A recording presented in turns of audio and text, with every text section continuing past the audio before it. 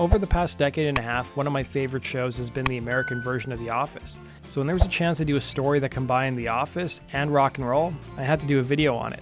The Office is full of great laughs and memorable lines, but it's rare that one of the show's jokes involving rock and roll can cost the show's production budget tens of thousands of dollars. That's what we're going to discuss in today's video.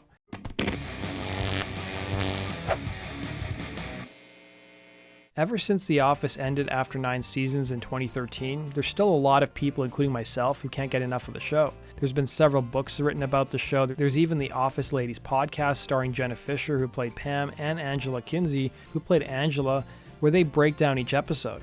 It was during one of these podcast episodes that they revealed that during the season 3 episode titled A Benihana Christmas, an episode that sees boss Michael Scott get a visit from his girlfriend Carol Stills. In this episode, Michael asks Carol to come to Jamaica with him, but she has other plans, dumping him, thinking that the doctored Christmas card of her with Michael and her kids on a ski trip she took a few years back with her ex-husband was a little too much. Michael, who wanted to take Carol to Sandals, Jamaica, had already purchased the tickets, but now he had no one to go with.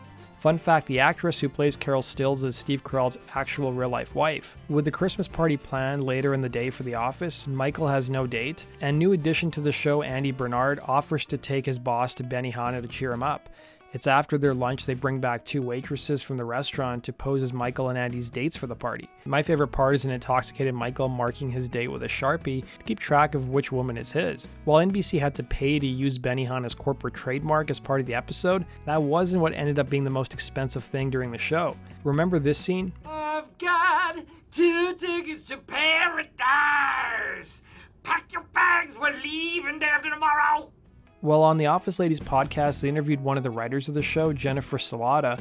She wrote the part where Michael sings a few lines from Eddie Money's song 2 Tickets to Paradise, telling the podcast, I wrote a joke where Michael sings, I got 2 tickets to paradise, and he says, pack your bags, we leave day after tomorrow. I mean, I was sitting at the mix and I had no idea that because we sang the song, it had to be cleared and the joke was $60,000. Salata would admit that she'd never written a joke that ended up costing so much money, revealing to get the rights to sing the song, NBC had to pay $60,000 to Eddie Money and his publishing company.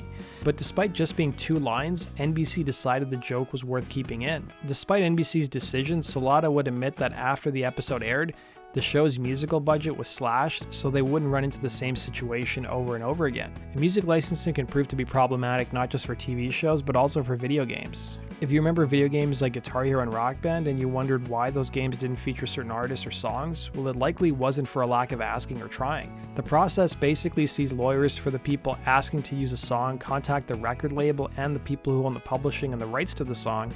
And it doesn't matter how much of the song is used, whether it's 4 seconds like in The Office or a longer segment, they need to get permission and then negotiate a fee.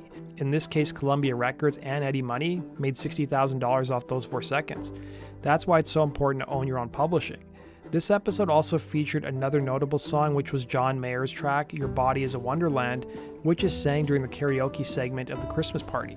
That song came at a much more reasonable cost, as John Mayer would write in a blog post in 2016 that he was already friends with writer and actor on the show BJ Novak, who plays the temp Ryan, writing, one of my favorite shows on television, The Office, wanted to use my song Your Body is a Wonderland in a scene for their Christmas episode. Now, I'm not making apologies for my work, but it's safe to say I don't get asked to use Wonderland for strongman competitions and documentaries about aircraft carriers. I usually get asked so that people can goof on it, so I initially turned down the request. But after thinking about it, I decided to go for it, but with one stipulation. I wanted Dundee. He would get a Dundee Award for the world's tallest music dude, which he'd show off on Facebook. The episode is also notable because it contains other big hits from notable artists, including We Belong by Pat Benatar, Lady by Styx, Goodbye My Lover by James Blunt, and You Ought to Know by Alanis Morissette. Just the music budget alone must have been very expensive for NBC after the episode aired. That does it for today's video, guys. Thanks for watching. Be sure to like button and subscribe, and we'll see you again in Rock and Roll True Stories. Take care.